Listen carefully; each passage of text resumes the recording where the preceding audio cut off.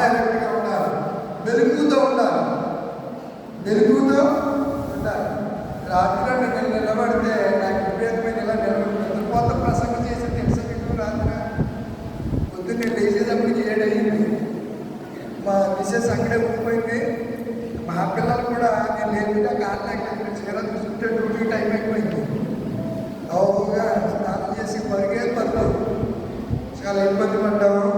నేను నిన్న స్వర్గీయ క్రిస్టియన్స్లు నా ప్రియ తండ్రి గారు సెరమనీ జ్ఞాపకార్థ సెరమనీ కార్యక్రమాన్ని జరిగించుకోవడానికి ప్రభు చూపించారు. ఆ సమయంలో ఆయన ఎడల నాకు కలిగిన విధేయతను బట్టి నేను ఒక వాక్యాన్ని వేశాను. అందులో ఒక దినాన్ని నిన్ను పరలోక రాజ్యంలో చూస్తామని విశ్వాస నిరీక్షణతో నాన్న ఎదురు చూస్తున్నావు, తప్పనిసరిగా నీ అంతకు వస్తాను, నిన్ను చూస్తాను అని ఒక నిరీక్షణతో నీవు ఉన్నావు, ఇంట్లో నీ కుటుంబ సభ్యులు అనేసారు. ఇది సరైనటువంటి పదం. అన్యుల వలె